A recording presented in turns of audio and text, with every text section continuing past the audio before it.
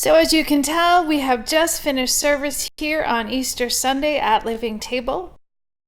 This week's episode is going to be my sermon, my Easter sermon. And I hope you enjoy listening. I'm Rachael Keefe, and this is Monday's Muse.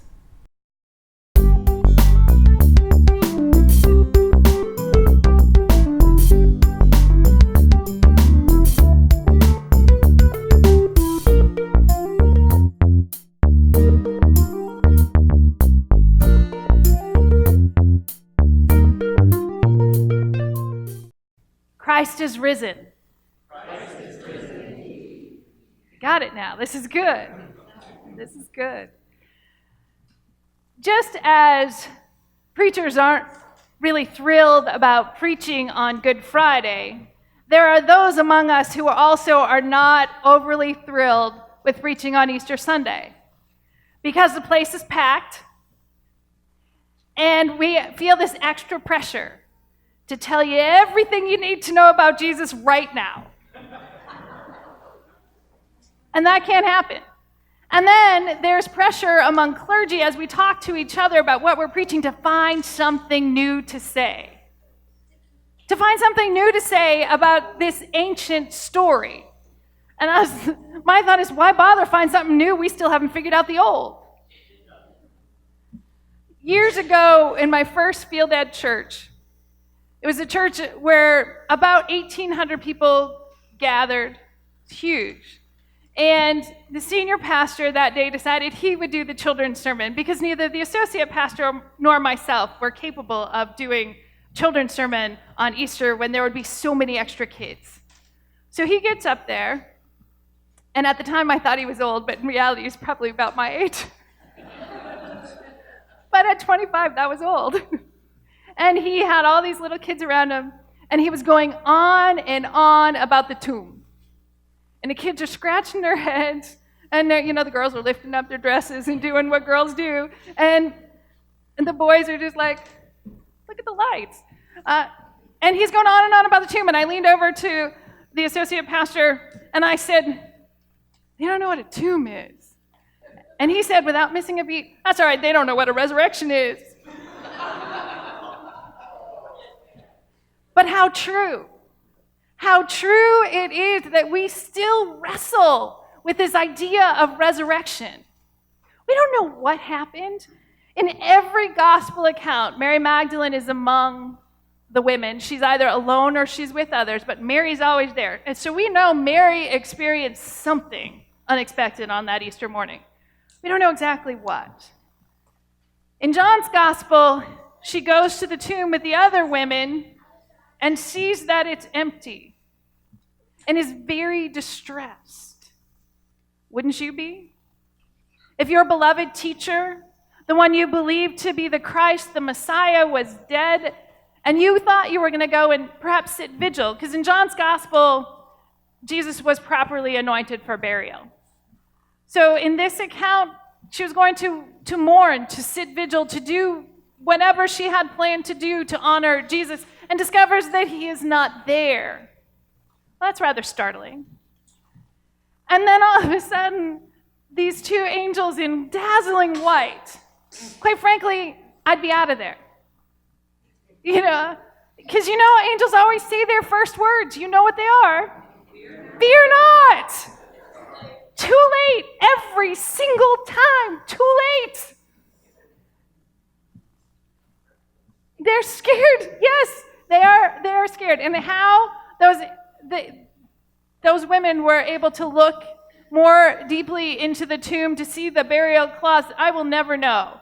Because my feet would have either been rooted to the ground, I would have been passed out cold, or I would have run home a long time ago. I'm not sure which one of those things happened, but I'm not sure I'd be like, sure, I'll check it out. Look, you're right, there's some cloths in there. And by the way, who are you? So the angels tell Mary to go and tell the rest of the disciples that Jesus is risen. He's not in the tomb. So Mary very dutifully does that. And Peter and the beloved disciple, I love this reaction. They have a race to see who can get to the tomb first. So these two men go bolting to the tomb to see what they can see. And they see what Mary saw, the emptiness. And it says the beloved disciple believed. Believed what? Because all that we know is it says they believed and then they went back. It was Mary who stayed to get the rest of the story. I don't know what those disciples believed other than the fact that the tomb was empty. They got that. But Mary stood there unable to go home because what she expected was not what she found. And she stood there weeping until this voice says to her, "Woman, why are you weeping?" How many people do I have to tell this to? Jesus is gone. His body's supposed to be here, but they have taken him away. And the fear was that they would be the Roman soldiers or the Jewish authorities who wanted to keep people from rising up and continuing to follow Jesus. That would be the they who stole Jesus. Or perhaps the other disciples. Who knows who the they was? But Jesus, not there. So Mary, she's tired of answering this question. Whom are you looking for? Seriously? Jesus, he's supposed to be here. And then Jesus calls her name, Mary. And she recognized who it is that was talking to her. And she probably reaches out for him and he says, "Don't hold on to me. Don't hold on to me because I have not yet gone to God." Okay, I won't touch. But then go and tell the others. Just go. And she did. And we know the Easter story continues by different accounts. There was the road to Emmaus, which we will hear more in the coming weeks, because those are the stories for Eastertide. We know about Thomas, who didn't believe anything until Jesus showed up and said, "Right here are my wounds. You want to touch them?" Jesus is pretty practical. Why Mary couldn't touch him yet, but Thomas could later, I don't know. But, it's the Bible story. Some details have gotten lost over the years. But we still spent a whole lot of time arguing about this concept of resurrection. What happened? Is it bodily resurrection? Is it spiritual resurrection? Do I have to believe in the resurrection to be Christian? All of these things spin around. And then to distract ourselves from something mysterious that we don't understand, we have bunnies and eggs and fun hats. These are joyful and fun, and there is absolutely nothing wrong with them, but they have nothing to do with the story. Nothing. The story makes us decidedly uncomfortable, and I think Frederick Buechner is onto something, because the tomb is a display of emptiness, an emptiness that only God can fill. And so that is what drives Mary to keep looking. Who wants to live with that kind of emptiness? Remember on Good Friday what it felt like to think of God absent from the world. It's a horrible feeling. Mary was smart enough to leave the tomb in her quest to seek the risen Christ. Most of us aren't quite brave enough to do that. Go out into the world. Go out and tell others the good news. Go out and embody the love that Christ has for you.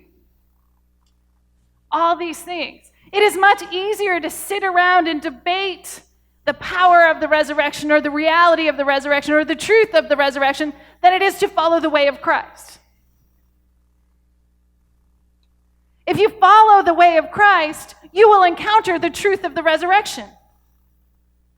Mary did. She didn't ask a whole lot of questions, and she got to encounter Christ pretty quickly. For us, if you want to know the truth of resurrection, go out and serve one another. Has anything good ever happened to you? Something completely unexpected that some unanticipated person did for you? That changed your life? That's the risen Christ. That's the truth of resurrection. because it changes your life forever. Buechner was right. If the story's true, there's nothing more to say. If the story's not true, there's nothing more to say, because we know that for believers and unbelievers alike, the world has never been the same. Do you realize that we are all sitting in this room today because that tomb was empty? Right. It's the year 2017. So there's been nearly 2,000 years since this event, and we're still sitting around talking about it. So that means there is power there. There is truth there. There is transformation there. There is hope there. Whatever the need is in your life, whatever it is you dissolved into this bowl of water, has been made clean. Wholeness is yours for the taking in this very moment. Because wholeness doesn't mean your life is perfect. Wholeness means that you walk with God, that you seek to follow the way of Christ, that you seek to be an agent of love, of transformation, yes, of resurrection in this world. And we know how much the world needs that right now.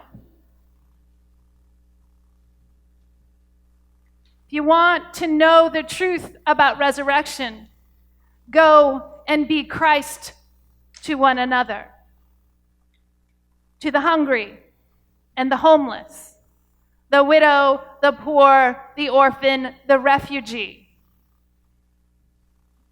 You want to know for sure that Christ is alive? Go. Be that love. And you will know beyond a doubt. And you will hear Jesus calling your name just as surely as Mary did. Because we are here because that tomb was empty. And it is our job to make sure that everyone knows that our God is alive and well and working here and now, in us, through us, around us. That's the good news of this day. That the realm of God is here and now. And it's ours. And it's ours to bring into being in a full and clear way. Think about how different the world would be if all who claim the name of Christ sought only to embody love. That would be the realm of God here and now, would it not? Our question this Lent is, do you want to be made well? Do you want to be made well? Yes. Okay then. Do you want to be made well so that you can grab hold of this gift of life? So that you can be Christ to one another? So that you can change the world? So that 2,000 years from now, folks will still be sitting around talking about this thing called resurrection?